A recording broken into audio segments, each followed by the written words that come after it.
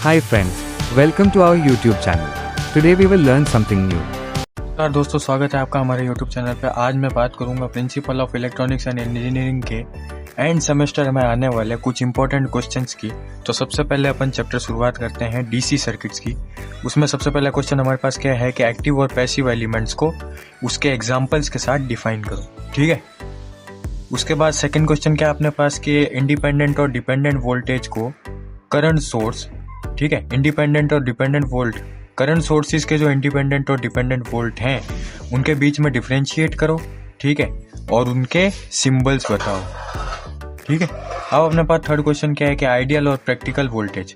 ठीक है, आइडियल और प्रैक्टिकल वोल्टेज क्या होते हैं और करंट सोर्सेज के उसमें क्या काम आते हैं। ठीक है, तो आइडियल और प्रैक्टिकल सोर्सेज क्या होते हैं ये बताना अपन को, उसमें डिफरेंस बता देना है। ठीक है, कभी कभी आइडियल का खुद का छोटा सा एक टॉपिक आ जाता है, याद रखिएगा।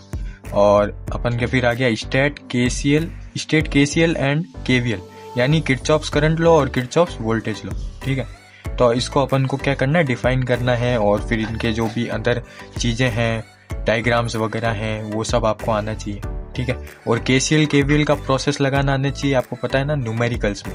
ठीक है, उसके बाद ये प्रिंसिपल आपको इसके ऊपर डिफाइन करना है वगैरह, कुछ और कुछ नहीं, इतना ज्यादा ध्यान देने की जरूरत नहीं है। बस केसीएल और केवीएल प्रोसेस याद कर लेना, और न्यूमेरिकल्स में इसको कैसे सॉल्व किया जाता है, कैसे केस लगाए जाते हैं इन दोनों के, इतना सा ध्यान रखना है, बस और कुछ नहीं। अब क्या करना है, डिफाइन करना है नोड को, लूप को, मैश को, ब्रांच को। ठीक है, उसके बाद अपने पास क्या क्वेश्चन है कि superposition, Thevenin's theorem, Norton's theorem, maximum power transfer theorem, इन सब के क्या, पहली बात तो आपको ये थ्योरम्स आनी चाहिए और फिर उनके न्यूमेरिकल सॉल्व करना आने चाहिए। ठीक है, डीसी सर्किट्स हुआ कंप्लीट। ये सब अप टू 10 इयर्स के मेन इंपॉर्टेंट क्वेश्चन रह चुके हैं। और अब मैं यूनिवर्सिटी भी बता देता हूँ, बीटीयू और आरटीयू के। ठीक है, बीटीयू और आरटीयू के 10 साल से मेन इंपॉर्टेंट क्वेश्चन रह चुके हैं ये। ठीक है, कभी मिड टर्म में आ जाते हैं तो कभी एंड टर्म में आ जाते हैं। ठीक है, अलग अलग कोर्सेज के हिसाब से। ठीक है, उसके बाद अपन के पास क्या है, एसी सर्किट्स में अपन को क्या बताना है, आरएमएस वैल्यू किसकी, साइनोसोइडल वेवफॉर्म की। ठीक है, जो पीक वैल्यू के टर्म में है उसको डिफाइन करना है और डेराइव करना है। उसके बाद अपन को क्या बताना है, सीरीज और पैरेलल एसी सर्किट्स। ठीक है, अच्छा, सीरीज और पैरेलल से एक और याद आया, सीरीज सर्किट में क्या होता है कि वो जो रेजोनेंस वाला होता है ना, वो भी है। तो सीरीज सर्किट पैरेलल रेजोनेंस वाला भी है और एक पैरेलल सर्किट रेजोनेंस वाला भी है, वो भी आप लोग याद कर लेना। ठीक है, उसके बाद अपने क्या है कि define phasor diagrams RLC circuits के लिए। ठीक है, आरएलसी सर्किट्स जो सीरीज में। ठीक है, उसके बाद अपन को क्या करना है, अगला क्वेश्चन के रियल पावर, रिएक्टिव पावर और एपरेंट पावर, इसको डिफाइन करना है और इनके फॉर्मूले और यूनिट्स लिखनी है। ठीक है, फिर अपन को क्या करना है, पावर फैक्टर बताना है।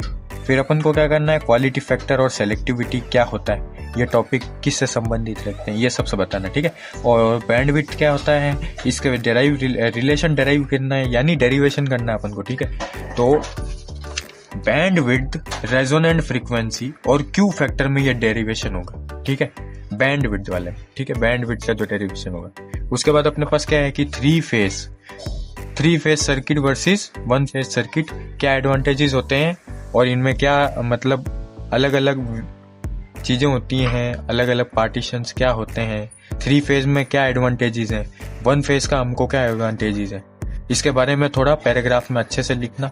ठीक है, और स्टेटमेंट वगैरह भी देना हो तो दे देना। और स्टार कनेक्शन मतलब ये कि अब स्टार कनेक्शन से मतलब है न्यूमेरिकल्स में। ठीक है, तो अपन को इधर क्या बताना है कि रिलेशनशिप किस में, लाइन वोल्टेज और फेस वोल्टेज में, फिर लाइन करंट और फेस करंट में। उसके बाद अपन को रेजोनेंस कैलकुलेशंस करनी है, ये भी न्यूमेरिकल्स में।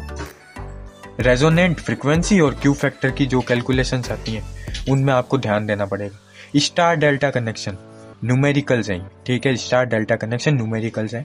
आर रेजिस्टेंस, एल इंडक्टेंस, ठीक है, आपको पता ही है। तो कनेक्टेड स्टार, अब ये जो स्टार में सीरीज कनेक्ट रहती है ना, कोई भी सर्किट स्टार वाले सेक्शन में अगर कनेक्ट रहता है तो उसकी कैलकुलेशन कैसे होगी, ए और बी डेल्टा अक्रॉस है 400 वोल्ट के। ठीक है, 400 वोल्ट के अक्रॉस है। ठीक है, और 3 फेज सप्लाई चल रही है। तो क्या करना है, लाइन करंट और टोटल पावर बोथ केस में फाइंड करनी है, कैलकुलेट करनी है, ठीक है। ऐसे कुछ क्वेश्चंस मिल सकते हैं न्यूमेरिकल्स में। और फिर अब अपना चैप्टर आ जाता है ट्रांजिस्टर। तो उसमें क्या हुआ, JFET, मॉसफेट, BJT और FET, ठीक है। ये 4 चीजें बहुत इंपॉर्टेंट है। ये 4 चीज ही मिलकर बने हैं transistor chapter. Transistor chapter in 4 चीजों पर ही निर्भर है, ठीक है। इन 4 चीजों को आपने अच्छे से पढ़ लिया, यानी ट्रांजिस्टर का जो भी वेटेज होगा आपके पेपर में, ठीक है, आप उसको क्लियर कर लोगे। JFET का कैरेक्टरिस्टिक्स, JFET के पैरामीटर्स, ट्रांसफॉर्मर कैरेक्टरिस्टिक्स और ड्रेन कैरेक्टरिस्टिक्स। फिर मॉसफेट क्या होता है, टाइप्स क्या होते हैं, बाइजिंग क्यों जरूरत होती है ट्रांजिस्टर में, नीड क्यों पड़ती है, ठीक है, क्यों रिक्वायर होती है। और BJT और FET में आप मतलब डिफरेंस बता दीजिए और वर्सेस करा दीजिए। इसका वर्सेस मतलब ये क्या है, BJT को पहले डिफाइन कर दीजिए, FET को पहले डिफाइन कर दीजिए, एडवांटेजेस डिसएडवांटेजेस अगर हों तो बता दीजिए, ठीक है। फिर कंस्ट्रक्शन BJT, ठीक है, BJT का कंस्ट्रक्शन आना चाहिए स्ट्रक्चर के साथ, ठीक है। फिर कॉमन इमीटर कॉन्फ़िगरेशन क्यों होता है, वाइडली यूज्ड होता है एम्पलीफायर सर्किट्स में। एम्पलीफायर सर्किट्स में कॉमन इमीटर कॉन्फ़िगरेशन क्यों यूज होता है, mostly common emitter configuration CE क्यों यूज होता है, ठीक है। तो ये इंपॉर्टेंट क्वेश्चंस थे कुछ ट्रांजिस्टर्स के। और एक ये छोटा सा क्वेश्चन जो बेसिक आता है 2-3 नंबर का आ जाए कि लीकेज करंट क्या होता है, बस। उसके बाद अपने पास क्या है, चैप्टर है ट्रांसफॉर्मर्स। उसमें सबसे main topic Faraday's law of electromagnetic induction, सबसे मेन टॉपिक। उसके बाद अपन को क्या बताना है कि जैसे कंस्ट्रक्शन और वर्किंग याद होनी चाहिए ट्रांसफॉर्मर्स की, ठीक है। इसमें लॉसेस कौन कौन से होंगे, ठीक है। उसके बाद इफिशिएंसी कितनी होती है ट्रांसफॉर्मर की। वोल्टेज रेगुलेशन का एक टॉपिक आएगा ट्रांसफॉर्मर में, उसमें भी ध्यान रखना। और ट्रांसफॉर्मर के टाइप्स कितने होते हैं, बस ये याद रख लेना, ठीक है। और एक और साइड में लिख लो कि स्टेप अप और स्टेप डाउन अगर समझाना हो, स्टेप अप और स्टेप डाउन अगर आ जाए क्वेश्चन, ठीक है, तो ये भी याद रखना। फिर सेमीकंडक्टर डायोड, ठीक है, फिर सेमीकंडक्टर डायोड, इंट्रिंसिक और एक्सट्रिंसिक सेमीकंडक्टर, ठीक है। इंट्रिंसिक और एक्सट्रिंसिक सेमीकंडक्टर आप डिफाइन कर देना, फिर उसके एग्जांपल्स लिख देना, ठीक है। फिर PN जंक्शन डायोड कैरेक्टरिस्टिक्स, ठीक है, उसकी VI कैरेक्टरिस्टिक्स, मतलब जो VI कैरेक्टरिस्टिक मतलब ये कि हाँ उसमें जो वोल्टेज और करंट का जो ग्राफ बन रहा होगा उसका कैरेक्टरिस्टिक्स बताना होगा ग्राफ में, ठीक है। फॉरवर्ड वाइज में कैसा है, रिवर्स वाइज में कैसा है, ठीक है। उसके बाद फॉरवर्ड वाइज और रिवर्स वाइज को आपको एक्सप्लेन करना होगा। फिर जेनर डायोड और वोल्टेज रेगुलेशन क्यों है ये, इट्स वोल्टेज रेगुलेशन।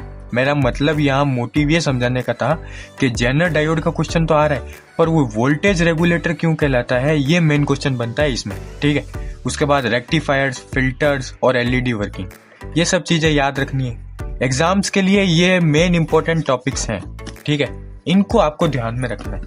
तो आज की वीडियो के लिए इतना ही इंपॉर्टेंट क्वेश्चंस मैंने आपको बताए हैं, प्रैक्टिस करते रहिए, ठीक है। बाकी आपको वीडियो अच्छी लगी तो सब्सक्राइब जरूर कर दीजिएगा और लाइक मारिएगा, ठीक है। Thank you, friends. You have supported a lot. In a few days, you will get a placement material PDF.